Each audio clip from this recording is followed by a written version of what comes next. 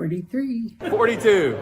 41. 40. 39. Number 1. 39. 38. 37. 36. 35. 34. 33. 32. 31. 30. 29. 28. 27. 26.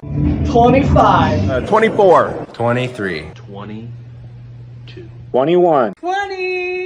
19. 18. 17. 16. 15. 14. 13. 12. 11. 10. 9. 8. 7. 6. 5. 4. 3.5.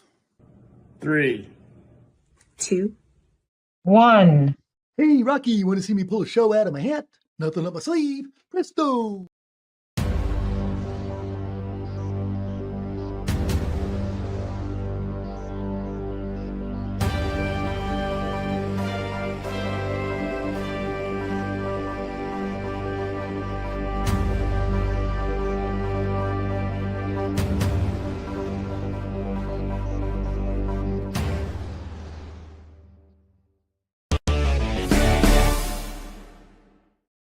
And good evening and welcome to the Mouthwash Talk Show, a minty fresh take on politics. I'm your creator and host, John Schmitz, and we have another spectacular guest on here. The good guests just keep on coming.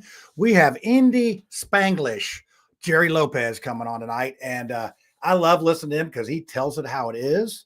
He is a no holds bar guy, and you're always going to get a straight shot from him. So we're going to bring him on in a minute. But I just want to say, hey, thanks to all the viewers that watch, and hopefully you'll get caught Witty Reviews at 8. We have that every Tuesday, most likely, unless he's out on assignment, and then he records it. But it was live tonight, and a good show. He's rooting out the evil government that's working in the shadows. So I'm sure they love it. I'm sure they love it when he gets on the trail. He was actually speaking at an event last night, and one of our loyal listeners or loyal viewers came up to him and said, "Man, could you shorten the countdown?" I'm like, but we like to put the countdown on. It lets people get on, and those folks, they deserve their little time on the Mouthwash Show. And there's some pretty famous people on there that have been around the state. So we're just going to keep that rolling. So we have a good show for you now. We're going to talk about the redistricting, which is sort of a local thing. We got a clip about the hostages being freed. It's been a busy week this week. And then we're going to talk about the government shutdown and all that stuff with our good friend, Jerry Lopez. And I see Brad and Lucy backstage. We'll be bringing them on pretty soon. And I'm sure Tiffany will be on before we get going. So if you're thinking, we get together and we talk about all these things and we do them, Brad sends out some talking points. I mill through it and figure out what we're going to do. And then we just come on here cold turkey. So it's all good. And so I'm going to go ahead and bring on Jerry, and we're going to chop it up. So let's see what's up. Mr. Lopez, what is happening with you?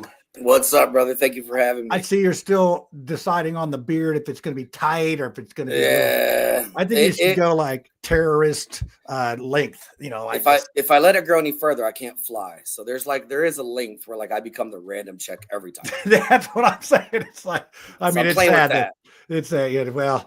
It's so you got any plans to fly anywhere? I mean, Israel, I heard, is pretty peaceful this time of year. I am not going anywhere. I am going to shut it down for the winter and just kind of do my thing. I just moved to downtown Carmel, so there's a little bit of exploring to do. I went for my first run in years today down the Monon. That was pretty sweet. Okay, so, I worked on some apartments there that had a pool in the middle. It's right downtown. It's a big square looking building right by the trail. They have a pool up on the second floor, and we put some kind of laid some coping or something around there. So it was interesting working down in the Carmel. It's pretty nice area, real definitely nice. So where did you live before? Did you live? So I was in Sheridan. Okay. So you're moving closer to you're a city dweller now. I'm definitely a city boy. Yeah. So let's get to it. Where can we catch you? I know that you substitute in for the Tony Kennett cast. Yeah, I substitute there a lot for Tony Kennett, good friend of mine.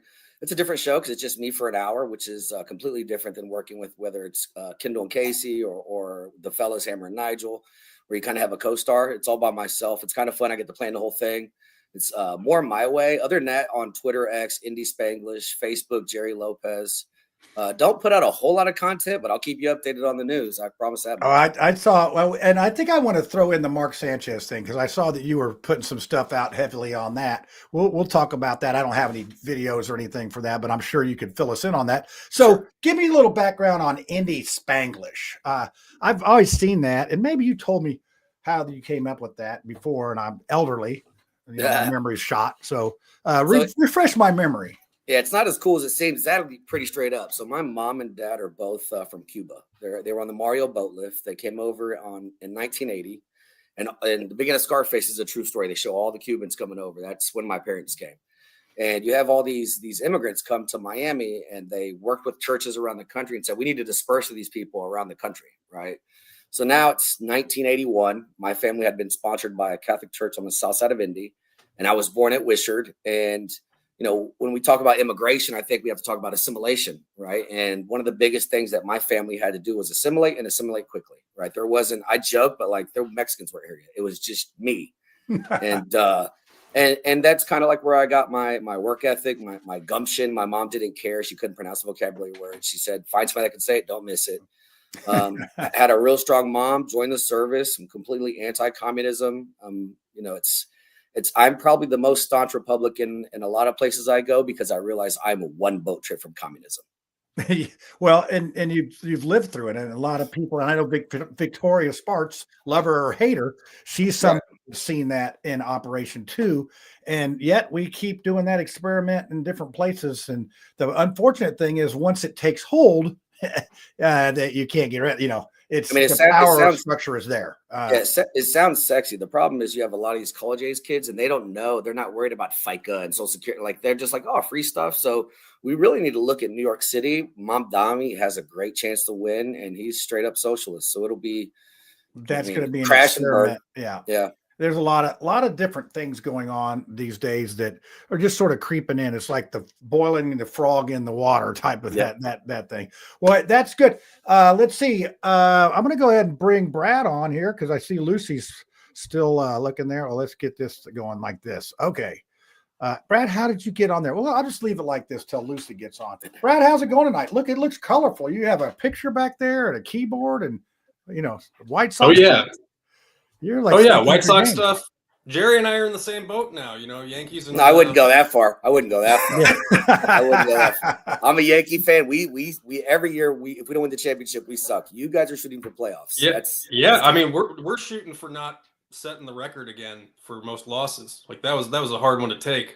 So. I gotta tell you, as a kid, I was an Ozzie Guillen fan, Frank Thomas fan. Those were guys. Dude, growing up, like I grew up in that area, and so I like getting to live through Frank Thomas's prime. I mean, looking back on it now, like the older I get, I'm like, geez, can we bring the guy back? Yeah, I had his cleats as a kid. I had the big Hearst, the cleats. Yeah, that's my guy. So, all right, well, that's enough reminiscing about baseball. It's like America's past. It's October, man. Past time. That's what it's past time. Where MMA is the future time. So, just on saying. The White House lawn. There it is. So let's see what Lucy's up to. Yeah, we'll do a little different format tonight. We'll put, the stars on top and, the heathen panelists. Would not go that far. On either side. Lucy, how's it going? Did you straighten out your zoning? Did you get out of your meeting early? I mean, you're on time tonight. I know it's an absolute thing that I'm on time tonight. And let me know as we go. I'm testing out a new mic that just hangs in my ear instead of the big clunky ones. Man, it's good. Is that okay? All right. Well, that's good. This is like wow. Well, I'm happy. Brad's stepping up his game. You're doing yours too. So hey, let's go. I am, and I even have like my light on today. So anyway, I totally brought the heat to our planning commission. They really needed me on there, not only because I'm a libertarian, but because I actually have experience in these things, and so I'm very gratified that I take over the meetings. I'm the newest person. I've only been there for 2 meetings, but we have a local newspaper, the Washington County Times. I'm going to give a shout out to them because they are doing an incredible job reporting on things in our county. And when I read their reporting, it's like 75% me telling everybody the what for. That's good. Well, hey, the Mouthwash has some long tentacles that go out there. I mean, it's we have a lot of stuff cooking right now, and hopefully we'll have some more news. I may have some news at some point, but I seem like the lone left out person here. I can't win anything. I can't do anything like that. But hey, if you were watching Stock Market Neophytes and you followed any of our advice, which is not financial advice, but seek with your other guy, it's been pretty good. So we've taken the summer off on Stock Market Neophytes, but I got to say, it's been fun. That's been fun. Do you have any crypto? Because there was a big crypto tanking last week. I don't have any crypto. These are the ones I have are ones that I said are going to do what they're doing, and guess what? They've been doing what they're going to do. So, what was behind that? One of the one was, it just was. I gotta have to say that it's just sort of dumb luck because I go, Spiro Rocklianos, Spiro, he's probably in the chat. He has a formula and he does all this stuff, and I just go on a feeling. It's like, what's that? Hooked on a feeling. Who was that sang in the 70s? And it's like, I just figured, 3D printing is going to be something that's good. So I took a chance on a 3D printer, and then they, all that stuff's lining up. So little research, little hooked on a feeling. But anyway, this is not the Stock Market Neophytes. We have plenty of things to talk about here that's going on. So Lucy, since you have a new studio look there, it looks fantastic. We'll let you pick. These are our choices. We have freed Israeli or freed Hamas. We have freed hostages. Let's just say that. We have why the government is shut down. We have Mark Sanchez, which Jerry's been doing some stuff on. And we have the redistricting / independent signature / straight ticket party poll. So which would you like out of those four? I'm not particularly a football fan, but the Mark Sanchez thing, I think, has really brought a lot of focus on Indianapolis. So let's start there. Okay, well, that's going to be straight. We'll just let our guest start out and tell us what he knows. And you did pick the one that I don't have a clip of, but that's why we have Jerry on here. So this one's a little bit different, right? The violence in Indianapolis has been the lead story for forever. And Mark Sanchez, if you don't know him, he used to play for the Jets. He's now a commentator. And he was in town to call the Colts game, and he was involved in an altercation. And initially, everybody came out, to include Governor Braun, to include Michael Beckwith, basically everybody. Adam Schefter from the NFL, the ESPN, everybody jumped on, holy cow, Mark Sanchez was stabbed in downtown Indy. And, a lot of us thought that was a shame that happened. I got lucky on this one. I didn't immediately come out and blast the city, because when the facts came out, turned out Mark Sanchez is a complete prick and went after like a 69-year-old man who was literally just doing his job. Yeah. And there's video now that's been released by TMZ of Mark Sanchez stumbling around. He attacked this old man, and initially the charges were misdemeanors. And then the picture came out, and this old man was beat to heck. He had a gash in his face that required sutures and stitches and everything. And once that happened, Ryan Mears, the Marion County prosecutor, elevated the charges to felony charges. Everybody started doing their backtracking. Mark Sanchez was stabbed a couple times in the altercation. He pushed the old man. The old man pepper sprayed him, didn't stop Mark Sanchez. Stabbed him once. Mark Sanchez came again, stabbed him a couple more times. He lived, thankfully. I don't wish death on anybody. But it probably is going to cost him his job, a ton of money. And really, it's just another reminder that sometimes we all need to wait for the facts to come out instead of waiting to be the first one, right? So in a day of media, 24-hour media, it's a rush to be first and not a rush to be right. And that's very dangerous. Well, that's the good thing about our Tuesday show. We're not a rush to do anything. It's usually I feel like even with the Charlie Kirk murder, like there was a lot of that too. And so how do we slow down, I guess, as a people? Like, we don't learn our lessons. I don't think it's ever going to happen, because so much of media, of the legacy media, is now online, right? So like papers are dying. So now you have Fox News trying to do things, and you just always want to be first. It's unfortunately the fact. People want to break the story. And in this one, everybody was wrong. Yeah, when I heard that news, I think it really started breaking, because it happened on a Friday, late Friday night, early Saturday morning, and about midday Saturdays when it started going. And I was, thank goodness, I was either riding my bike or busy or whatever. I think that's when I was down at John Rust's organ festival, which was great compared to getting stabbed in the alley in Indianapolis. I mean, my biggest issue for this is he got a $300 bail, and like that's nothing for what you did. He paid $300 and but he's not like a flight risk though either. Like I don't get $300, dude. You stabbed and beat up an old man. Yeah, well, and the thing is, that's pretty much status quo for Indianapolis. The story is you could say that somebody jumped on this too early, but the problem is our perception is, if you go down, a lot of people, if you go downtown, you're going to get stabbed or shot, which is not true. I've been telling you guys, it's not like that. It's not like that. I agree. I go down and I don't have any issues. But we have an attorney general who has just been loud-mouthing about how much of a hellhole it is. I mean, we had a guy arrested 99 times. You can't blame the AG for that, right? Yeah. That's Ryan Mears. I'm scared to be arrested once. The ones at fault. Yeah. Like, the criminals are the ones to blame. I'm just saying that when I go to events down there, I'm not feeling unsafe.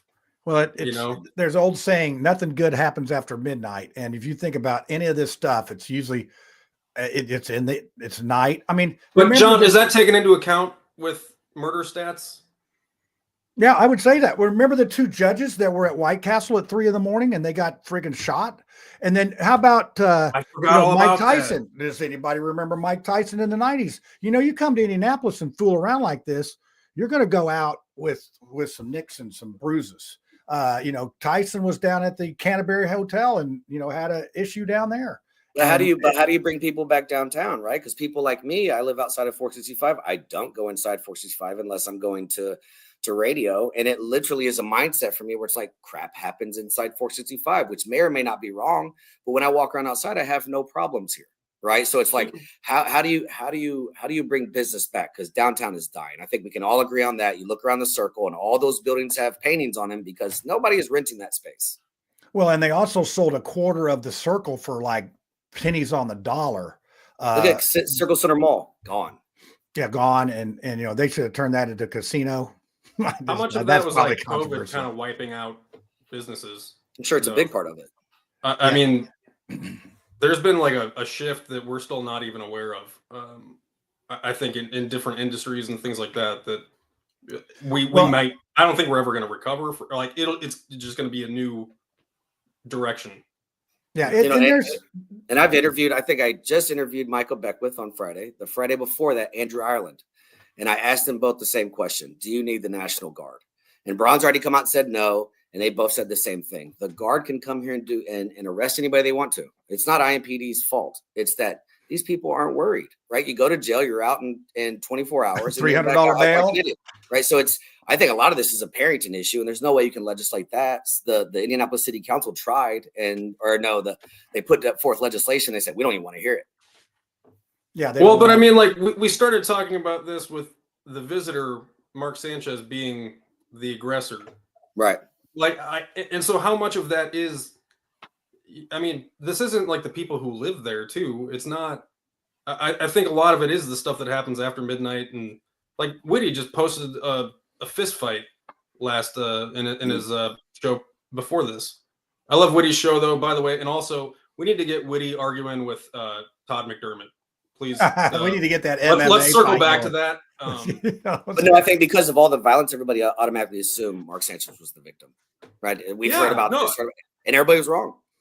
Yeah, I mean, if you're a public figure like that, I don't know. You got to know that something. To me, I think that he was very either intoxicated or on some kind of. I mean, he's out running around. He's on some kind of stimulant or something. I just think that he wasn't pepper sprayed and still came after. Yeah, that's what if you're defending yourself and you pepper spray a dude or like bear spray a dude and he's still coming after you. Yeah, like you're fighting for your life at that point. And he stabbed him. Spraying a freaking. He ain't drunk. I'll tell you that much. No, he ain't drunk. That's what they talk about the angel dust and the meth and some of these. I've heard some stories from cops. It takes 8 cops to hold a guy down. He's on so much stuff, but so yeah, I think a lot more will come out about that, and of course it'll be a big story, and I guess there's speedy trial in this thing. I think now he's going to have a jury trial and maybe even this year still. He probably wants it over as quickly as possible so he can try to save his job.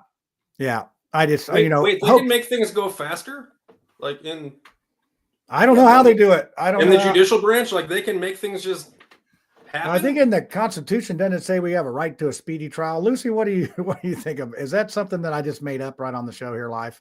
No, actually, you do have the constitutional right to a speedy trial. But And you what? also have the constitutional right to not suffer cruel and unusual punishment. And back in the 70s, one of my mom's friends actually successfully defended herself pro se against a charge of operating as a doctor or practicing medicine without a license because she was giving people colonics. She was helping them literally poop. That was her crime, but she was absolutely brilliant.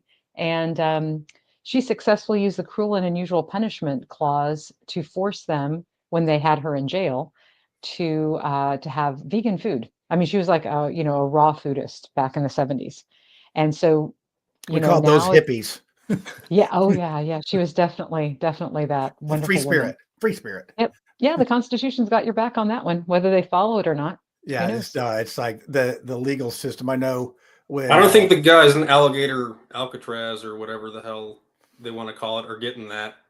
I mean, well, speedy's subjective, though, right? We don't talk about due process. Okay, so that's enough. Oh yeah, well, due process. What? Enough of that. That's enough of that. So, Brad, to keep you quiet, I'm gonna let you pick next. Since you do work so hard, you send me this sheet with all the good stuff on there. So now we're down to redistricting, the shutdown, or the redistricting.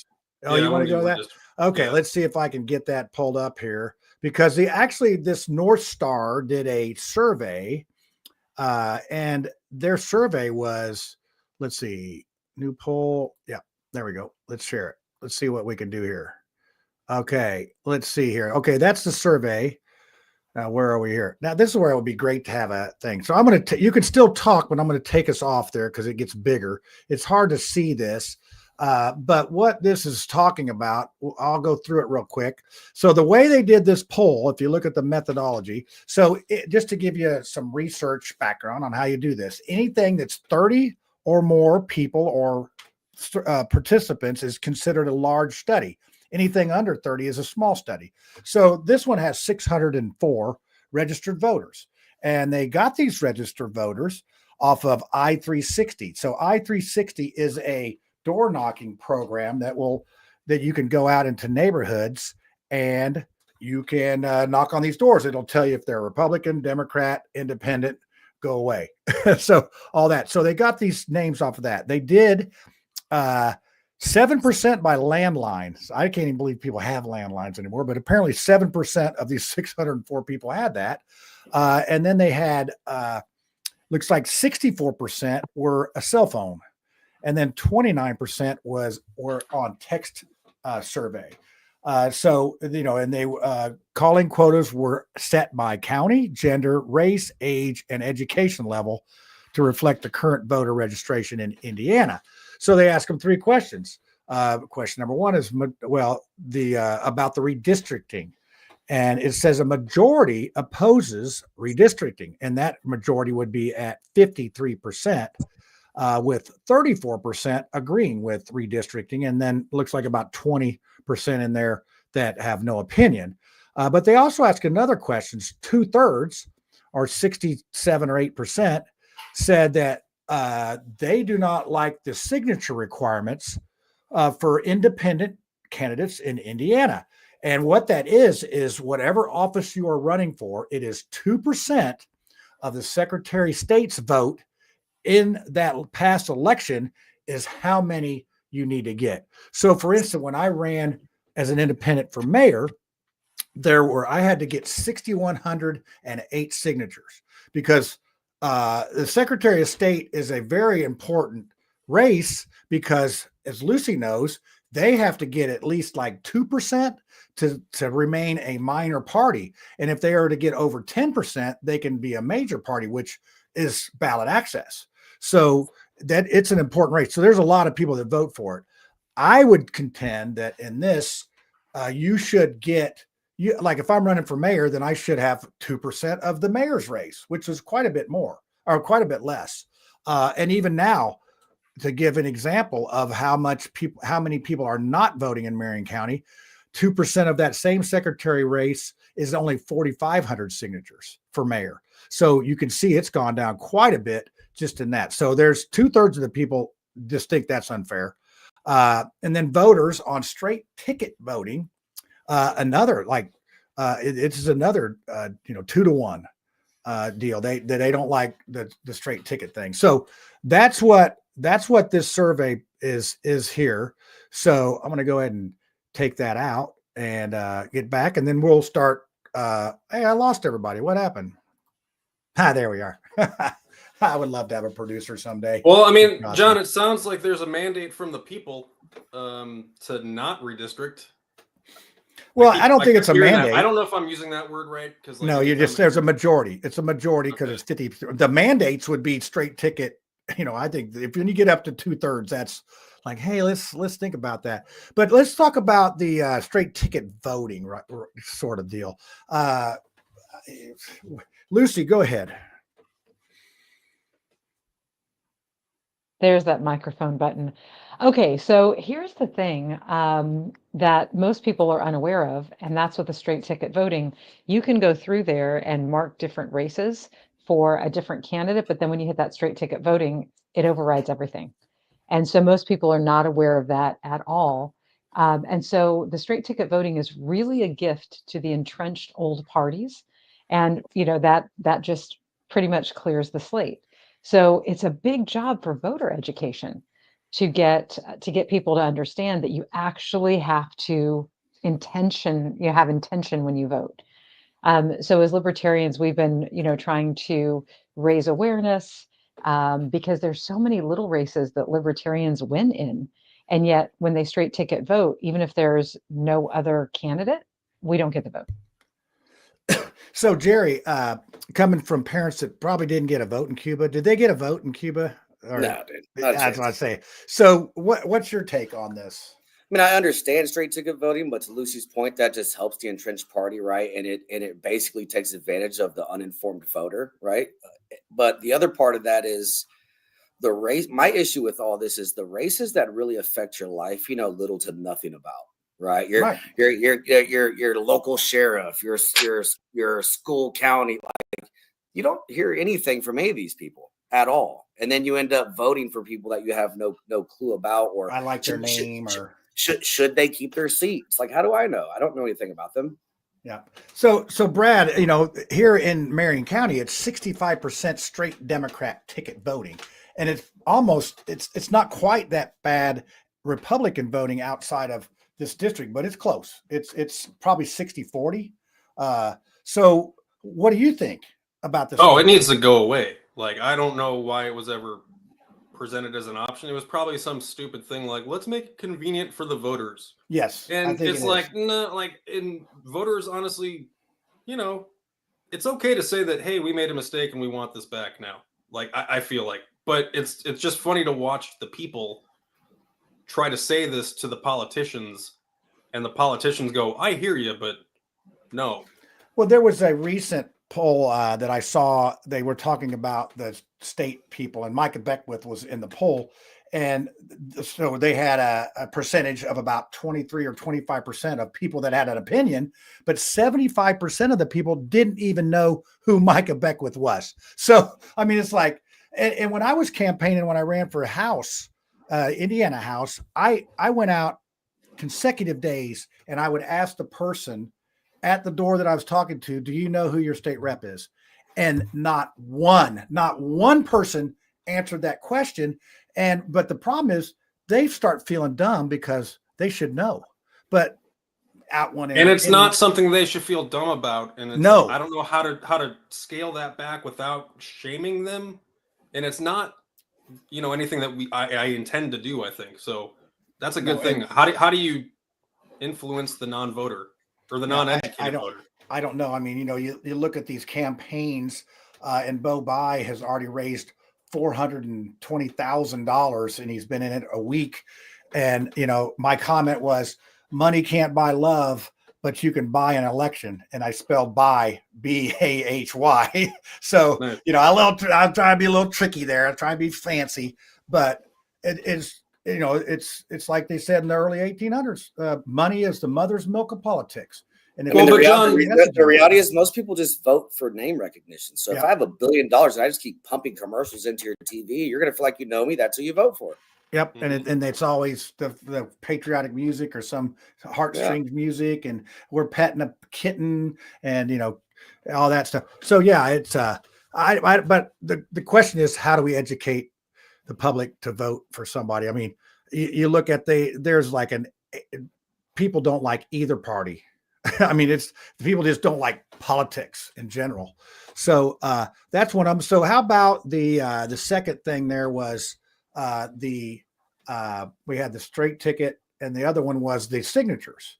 So Lucy, this is one that you guys don't have to worry about getting the signatures as long as you have a Secretary of State that gets, I think it's 2%. Yes, as long as we get 2% of the overall vote totals, but it took us years to get there. For Indiana, that was 1994 was the year that we got ballot access. And I mean, the Libertarian Party was started in 1971 nationally, and Indiana was shortly after that. So it literally took us almost 2 decades to even be able to have our names on the ballots. And, kind of referring back slightly to the straight party thing, it really reduces voters down to what marketing they believe. Are they team red? Are they team blue? And so what their opinion is of nationally filters down to those local races.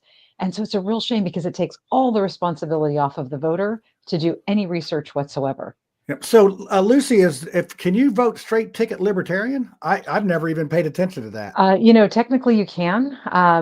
And we are. I mean, is it actually a button? Does it say Democrat, Republican, Libertarian? Yeah, you can actually vote straight ticket. Yes, because we're on the ballot. But the interesting thing is we work really, really super hard. Indiana is actually within the top 3 or 4 Libertarian parties, even in states that can outspend us among the Libertarians, as well as have simply more Libertarians there. But we do a really, really good job, and we work really hard. And so you can straight party ticket Libertarian. So where we have tried to affect change with straight party ticket from a Libertarian perspective is to make sure that we have a candidate in every race that is available. 2 or 3 seats that we won, 2 or 3 elections that Libertarians have won in the last cycles have been when there was like really no other candidates, or the other candidates, it was in such a small area that we could get out the vote and make a change. But what we've tried to show both the Republicans and the Democrats is that you're in danger as people shift to a more freedom-oriented point of view, because when they can do that straight ticket voting, they can also do it for the Libertarians. And both, the Republicans are saying we're stealing their votes, the Democrats are stealing their votes. So we're taking it from everybody. Nobody likes you. Well, we lost Jerry. I think that we call that the Brad Bud Light break when you go away like that. So yeah, but not yet. I still got like 20 minutes. But it'll be at you got about 15 more minutes. And he's got but you're muted somehow there, Jerry. I don't know. You may have to come back in again. So come back in the studio, because sometimes that happens. So, and you gotta love the technology here. So when he comes back, let's talk about. I want to do the freed hostages, because there was a video here of the people. Wait, we didn't even talk about the redistricting. Oh, we didn't talk about redistricting. Sorry about that, Brad. Thanks for keeping me on track here. I feel like this is something Republicans just want to skate over. Like my state senator, Mike Gaskill, is actually quoted in the Capitol Chronicle saying that he doesn't care if he's going to be challenged in the next election. He's doing this for his grandchildren or something like that. I love that. And I'm like, you're doing it. You guys are doing it because you were told to. And like, when I think about straight ticket Republican in the issues in Indiana, I feel like people are voting from a top down mentality and only voting for like the president, and whoever the president is, that's it. Instead of voting like closest to you and then farthest away. 100%. When I was out, I was a sacrificial lamb against Andre Carson, and I would go out in the early voting, and these people went in, they didn't even know they just went in, voted R or D because of the president. I mean, it just so many. I would say 80% of the people that I saw that would actually speak, they just had their head down. They're going to go vote R or D. So how the national politic the winds blow there, I think it just blows right on down the ticket. And I think that's what's going to make it interesting now, because Brad, your party has shut down the government, which we'll talk about that. And oh my God, you're getting blamed for it. I'm just saying. Not a I thought that lie. was Not a no. lie. Reagan was the one who gave Medicaid to illegal immigrants, right? Oh, here we Wasn't go. that a Reagan thing? I don't know. He gave amnesty. He gave amnesty to 3 Yeah, and then million. they were able amnesty, to get emergency care, and this is what we're talking about. But like what I've been hearing from others now, just not even in my little echo chamber of Facebook, you know, I think it's kind of turning, because everybody seems to be working and giving press interviews and working on little side projects, and we're giving Argentina $20 billion or whatever. So explain to me how the government is shut down. Yeah, well, it's the tariffs. They're going. So Jerry, let's put this let's put this redistricting to bed. We'll give Jerry the final word on this. What do you think?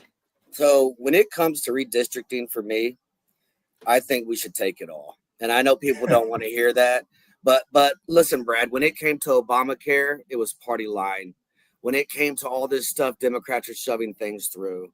Like, the problem with conservatives is we're bad at offense. If the roles were reversed, it would be 9-0 Dems, no questions asked. We would live under whatever they wanted, right? And that's where I come from. When Democrat cities aren't even enforcing immigration law, or they're not even enforcing all these other things, like, why should we be the nice guys? Right? Immigration law sometimes is apparently unconstitutional, though. Like, it's just, there was a guy that was ticketed in Chicago. Like, I found a Chicago Tribune article. It was like, ICE is just picking people up, giving them tickets now if they don't have a documentation, and it's like a show me your papers kind of moment. I've never been stopped once, brother. If it ever happens, I will definitely post it. Yeah. No, and I don't want that. Like, that's wrong to me. So I understand why people are disagreeing with ICE. Yeah. So I don't know.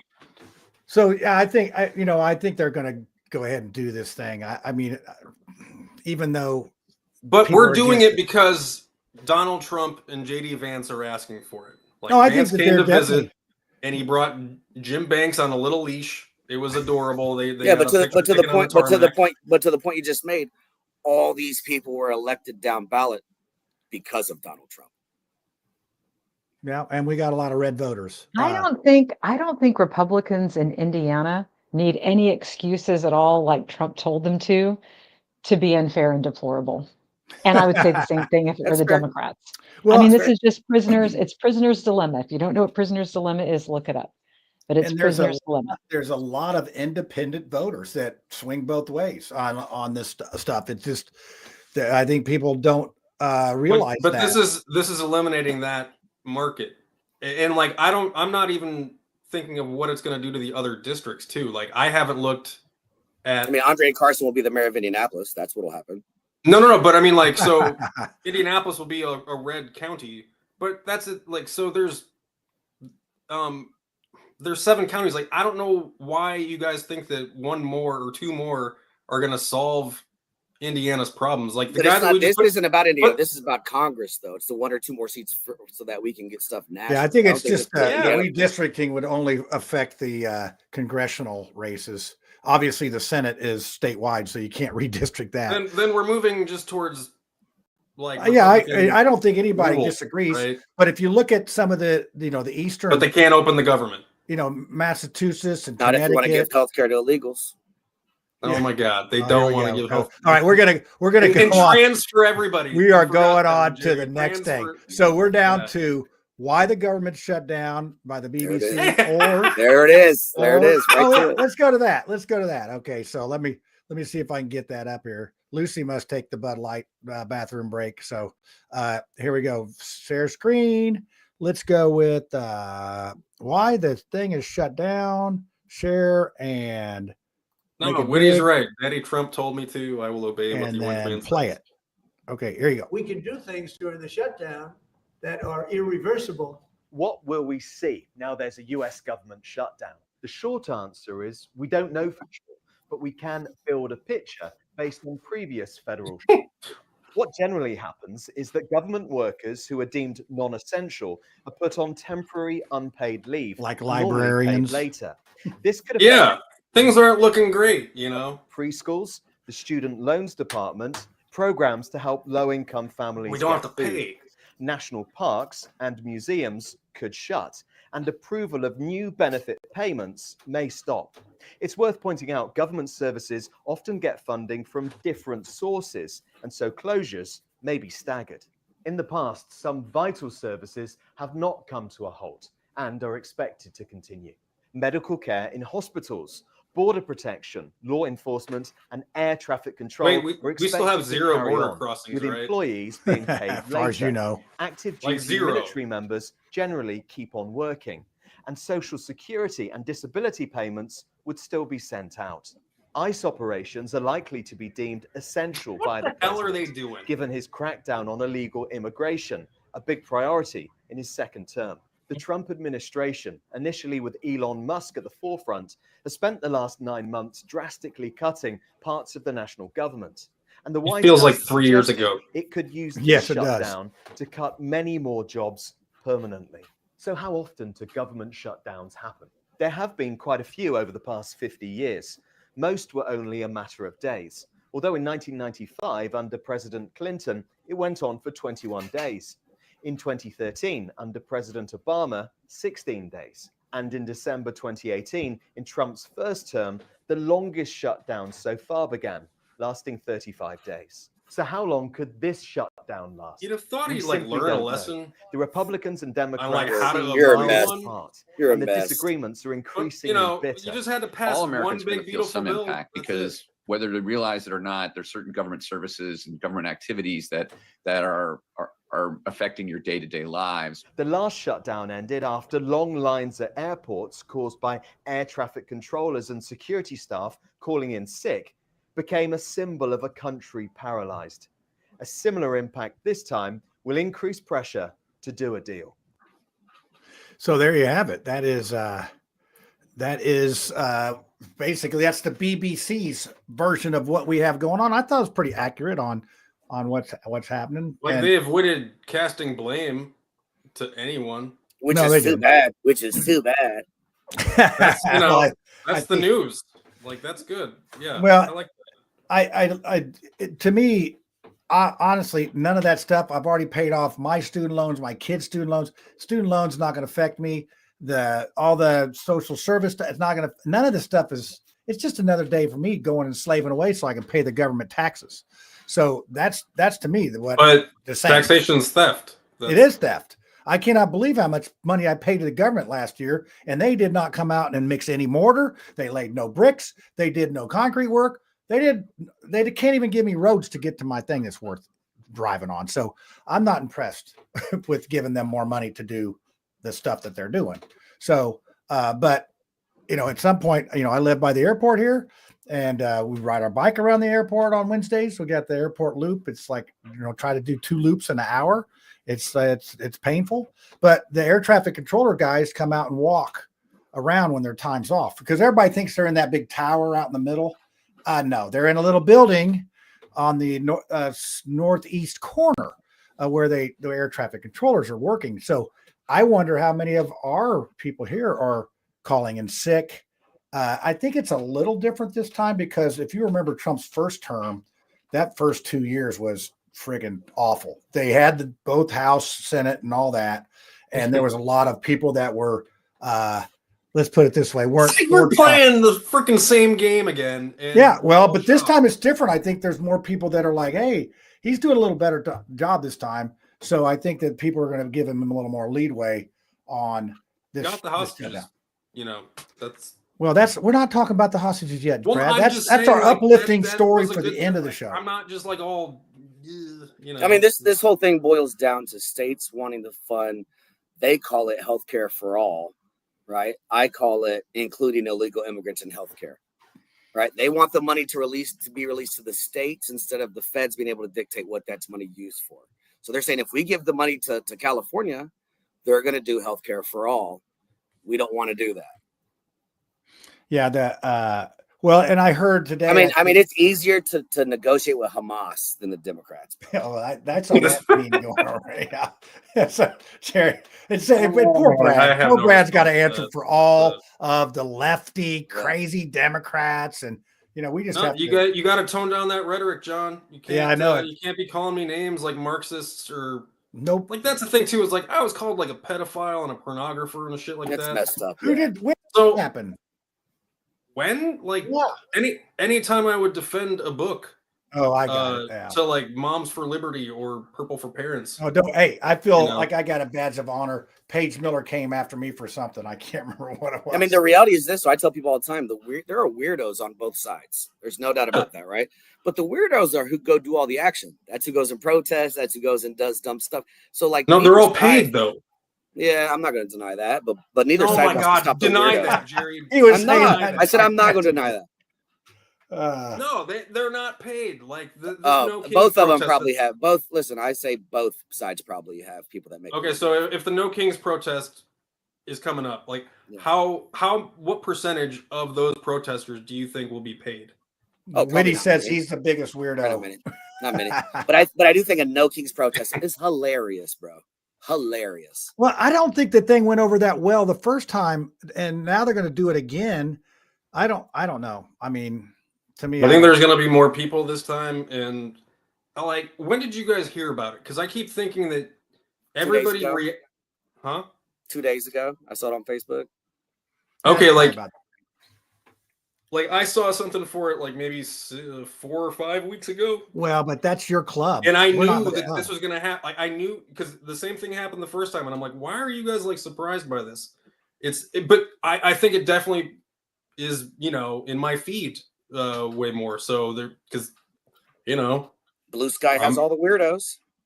Fuck Blue Sky, man. No, in Blue Sky, I was just talking about this, man. We are all living our own realities of what we follow social media wise. I was thinking about that on Whitty's show, like the way like he'll post the comments of Twitter, and I'm like, I remember being Facebook only and then making the move to Twitter. And just being like, oh my God, these people are so mean. It's just a different kind of attitude, a different kind of like, just free speech, moxie. Very dangerous. Like but it's about the reactions too, because like being a Karen on Twitter, I think is different than being a Karen on Facebook too. Like I'd agree, and you don't get into the same level of arguments. I feel like on Facebook. Because Twitter's most of those people on Facebook. On Twitter, it's just randos. That's what Twitter's just a cage match. Like it's the Wild West. It's the Wild West, brother. No holds barred. Well, the government shutdown. I think it's a distraction. Honestly, from what? From reality of our government spending all our money. We're getting ready to turn $38 trillion in debt, and just keeps on keeping on. I think that one of the things that now this is a Republican strategy. I think they should, to get rid of Obamacare, come out. This would make a lot of people's heads explode.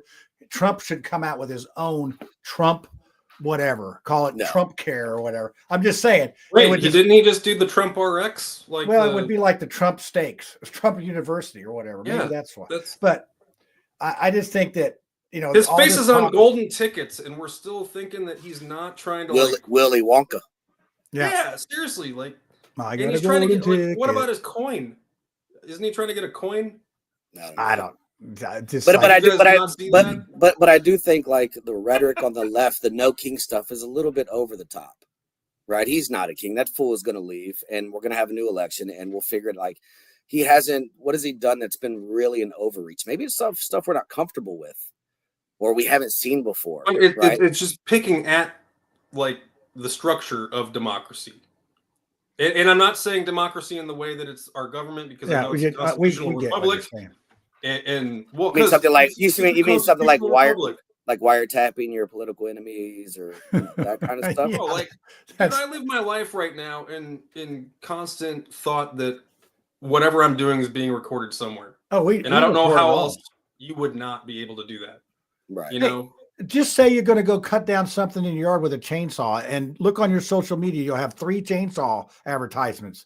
Exactly. So there's no, I mean, we expect a kind of privacy that I don't think exists No, without the technology that we choose to use, though. Like, well, that's a and big thing too. And it's a little bit like George, George Orwell, Big Brothers, 1984, which was written in the 30s, 40s, 50s, whatever.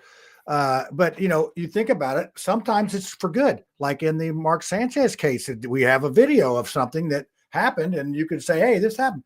But at the other time, as the British would say, what about our privacy? We don't have any privacy anymore. Everybody's looking at us. I feel like I'm comfortable with it if you are, it's like, yeah, it's like, I don't care. Just, but when have you ever seen the government do something and then like scale it back?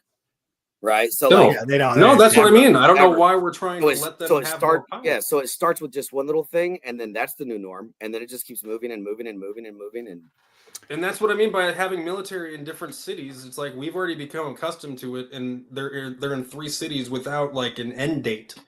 There's no plan in place that says, hey, we're going to accomplish this by this date, and if not, we're going to pull out and be done.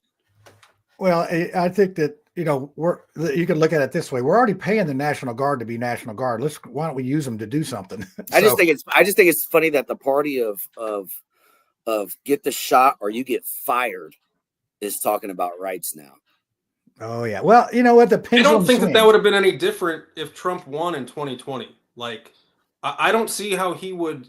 He might have explained it differently, but we were all going to get that shot. Yeah, it was fast tracked. So there's enough blame to go around on everybody. And hindsight's 2020 on a lot of that stuff. And I do a group ride on Monday night. I'm going to do this, talk about this. There's a guy that's 81 that goes on this ride. Now this ride averages 23, 24 miles an hour. Now he does have an e-bike, but he's 81 and we give him that break, but he's had all of his flu shots, all of his COVID shots, every booster. And the dude is still just like, you would think he's maybe 65 or 8, not 81. Some people just have good genetics. There's always that old lady that smoked and drunk whiskey her whole life, and she's 98. That's not going to work for 80%. Yeah. If I live to be 100, and you know how that when you live to be 100, they ask you, what did you do? I'm going to tell people I drink a quart of pickle juice every day to see how many people would actually do it. I think that would be really funny. Or just like I stood on my head for a half hour every day. So that's how I got to be 100. I think you hit the nail on the head, Jerry. Some people have you can't kill them.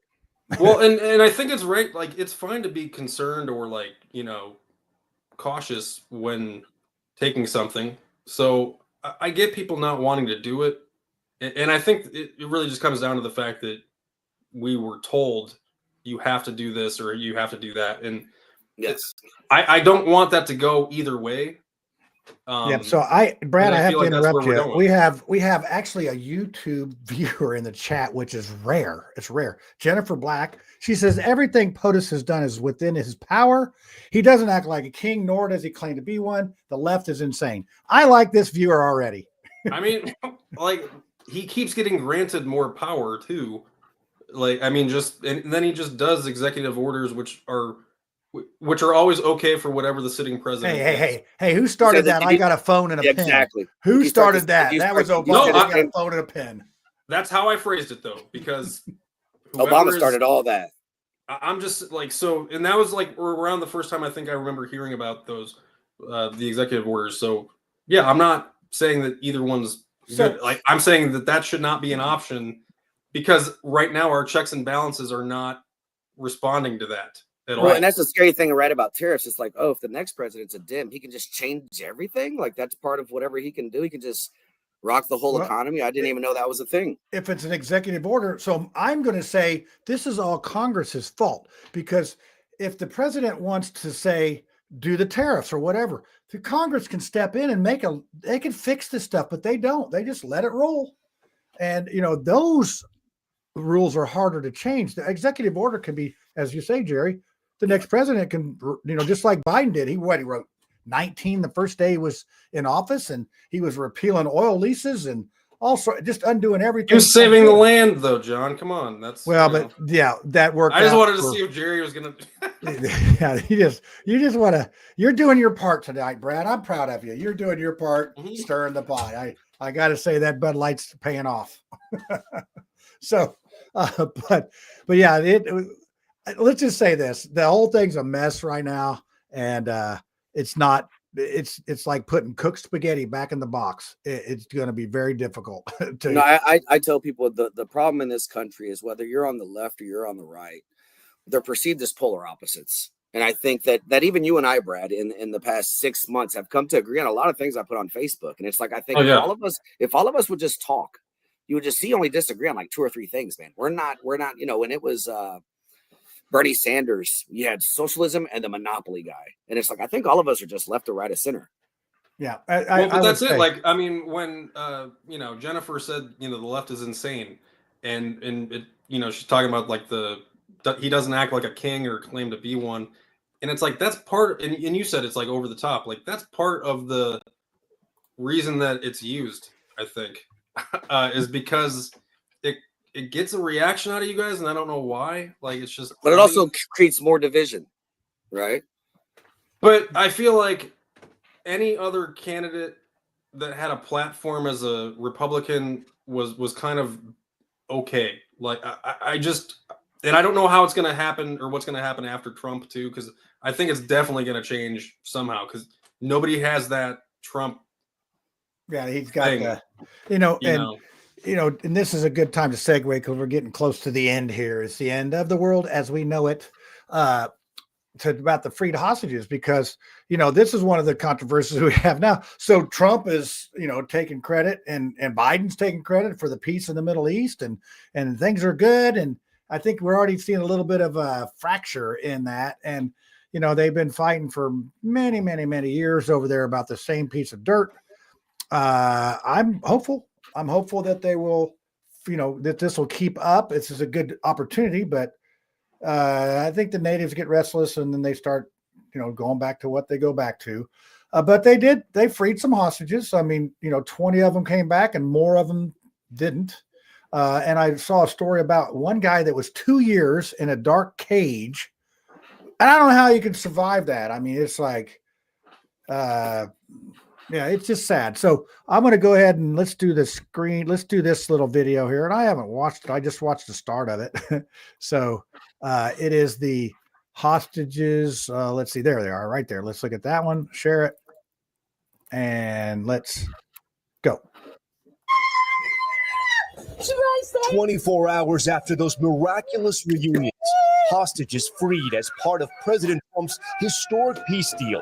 Tonight, we're learning more about the horrors they endured at the hands of Hamas terrorists.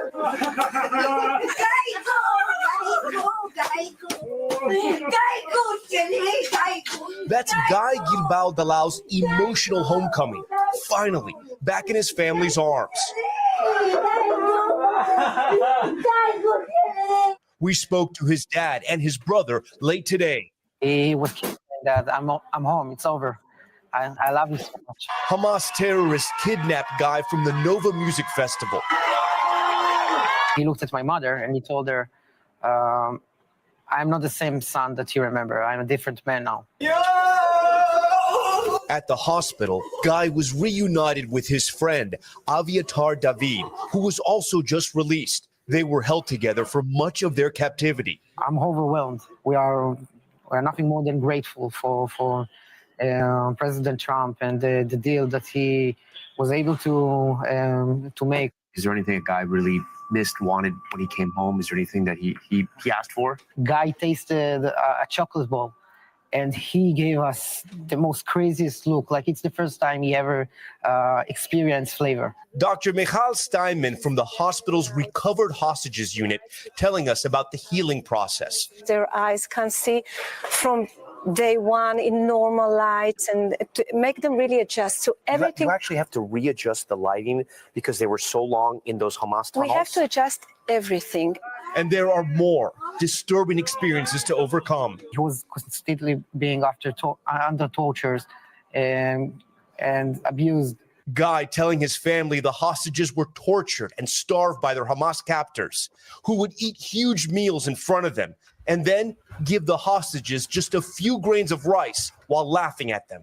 The beating, the starvation, You just put him aside because you want to survive. And now, Israel accusing Hamas of violating President Trump's peace deal by not returning remains of all hostages. Though all that destruction in Gaza may make it difficult, this as Hamas gunmen were seen conducting public executions despite the peace deal's requirement to disarm. If they don't disarm, we will disarm them. But for these hostage families, the focus now is on their loved ones, finally back home. Has he shared for you what kept him going for those 2 years, how he stayed strong? He said that, And he said it repeatedly. He always talked about us. He said it was imagining that we, the family, looking at him at these moments that he feel like he's going to break, giving him energies and strength, and that he need to show us that he is strong. What do you think about that of your brother? I mean, that's very brave. I always said that my brother is the most strong man I ever knew. So there you have it. And hold on a second, I'm still got something going on here. Wait, so it's still going then? Like, Well, it's replaying. It's replaying, and No, I mean like Hamas is still. Well, they got some troubles. I think there's phases of the peace deal, right? Oh, The there first we one, go. like pull out of Gaza. The phases, like the Epstein files, like the Well, Epstein binder was phase 1. It said it in like big letters, I think, too, on the binder. Did you get that with your memo about the No Kings March to This be guy. spreading that? So Tommy Ice has a good question here. No women hostages were released, or have their bodies been returned? So I've not seen any of that. But you know, it's crazy. It is crazy, and I can't believe it's been 2 years that this has been going on. And Yeah, I was in Nashville. Like I remember, like because I came back from a concert and like the news was on like just nonstop, and it was freaking nuts. Now Bibi has a problem because the election in Israel was frozen because of the war. Oh, now he's got to. Well, he's got to run. I mean, I hope that doesn't happen here. You know, I can't imagine that like the cities would be like so populated with Antifa insurrectionists that Yeah. he'd Well, have to if you need to call watch the military. movie Wag the Dog or whatever that was, when they, I think it would had one of the De Niro or somebody in that. Maybe it was about they started a war to delay to delay his ouster type of thing. And politicians, they want to keep that power because I think it's a cushy job, and as long as we have problems, I think they make the problems and they say, oh, we're the guys that can solve the problems. And it's vicious circle, just keeps on going around. So, but yeah, we'll see what happens. As you can see in that clip, they're already talking about they're not giving up their weapons. And I think that would be a lot like here in Indianapolis. Tell everybody, hey, bring your guns down to the circle. We're going to turn them all in. Yeah, that's going to be no. I just don't see that happening. And I think part of our gun problem is a lot of people that I talk to that have a weapon wouldn't have gotten a weapon, but they feel like I need to defend myself. And then those are the people that are defending themselves go on to get into a problem. So my thing is like, if you have a gun, be prepared that you're going to shoot somebody. If you don't have a gun, then you're good. You're not going to shoot anybody without a gun. But if you have a gun and for defense or whatever, it could be a problem. There's old saying. Are you gonna take my guns, John? I don't. You can have as many as you want. I'll go buy you one. I don't care. We need to take guns for people on the left, and schools will be safer. And here we go. Oh yeah, there'll be less Libraries violence in the city. I remember the Colorado school shooting the same day as Charlie Kirk, where he was extremized or whatever on the internet from the That's far. what they say. I think the way was that exactly. We with don't the dude know. driving into the Mormon church, right? Yeah.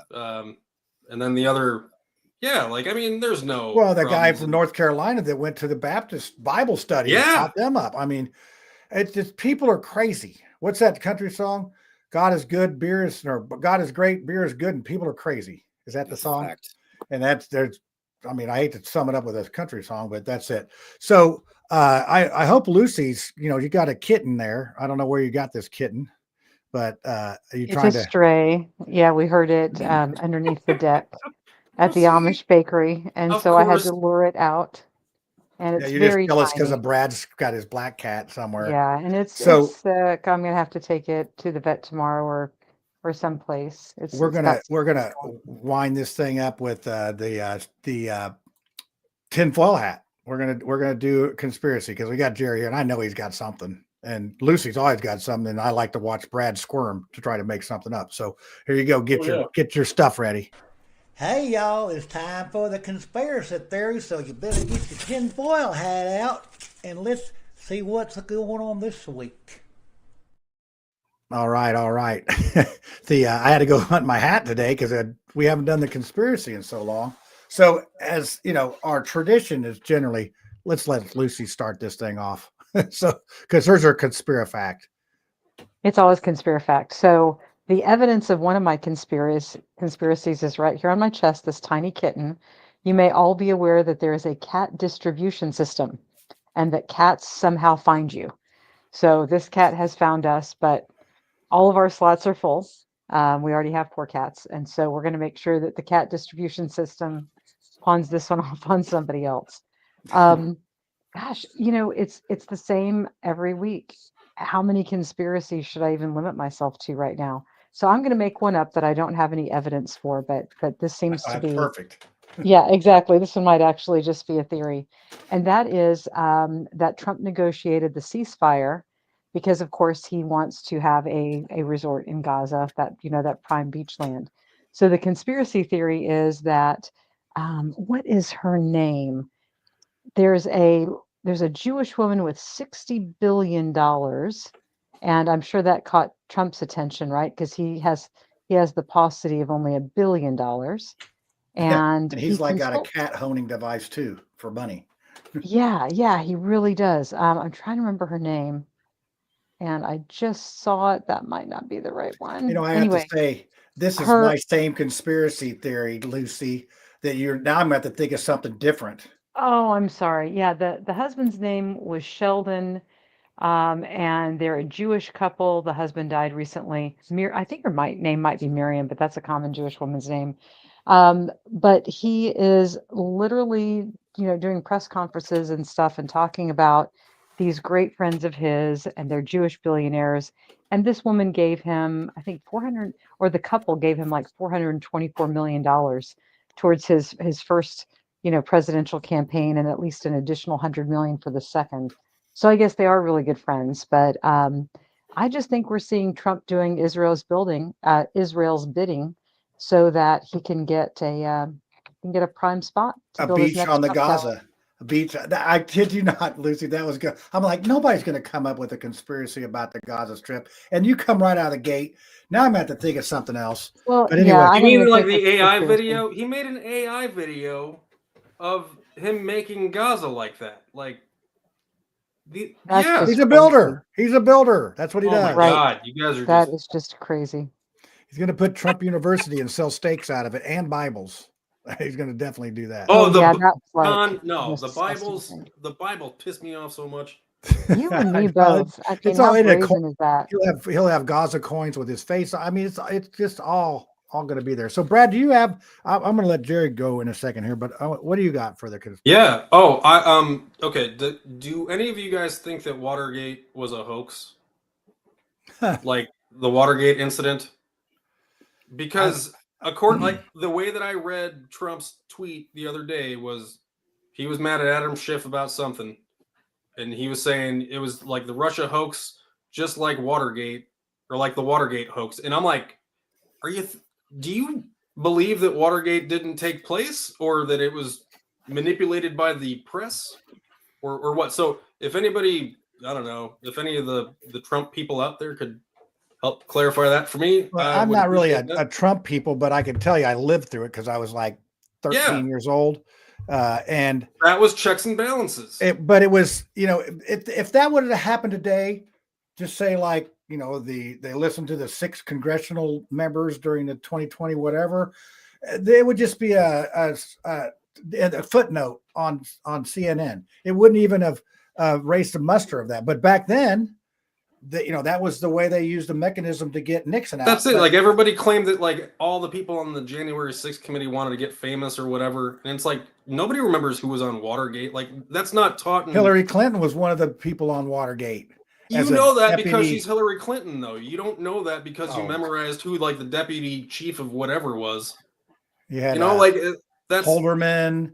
You had, I mean, there's a lot of people that. No, exactly. But we forget how that transpired. Like, I think if any of us went back, Watergate wouldn't take place today. No, to be honest, it wouldn't even be a footnote. I mean, it'd just be. But it would have been it would have been covered up better, John. Like, it cover would have worked. That's what the difference would have been. But you think about it, Nixon was winning, and then he goes into the Watergate hotel to spy. I mean, that's like paranoia.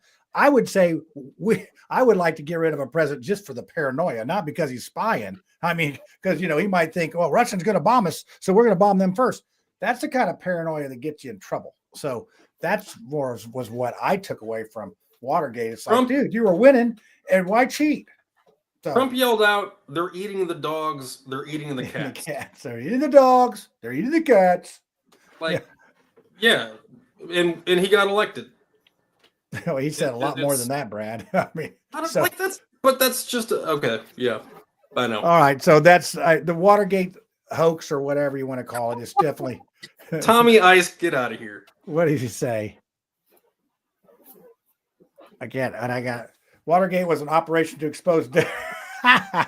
Oh dear, that Tommy's on it tonight. He's got some stuff. So, okay, Jerry, you're up. You got a conspiracy. All right. Well, I don't know if it's a conspiracy, but I believe this. I don't think Democrats really want to help minorities, and this is why. The number one issue affecting minorities is lack of opportunity. Lack of opportunity comes from lack of education.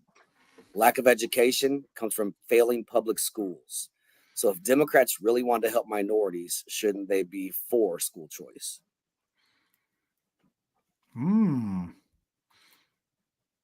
So here's a good comment from Jennifer. Trump's mouth and mind work independently of each other.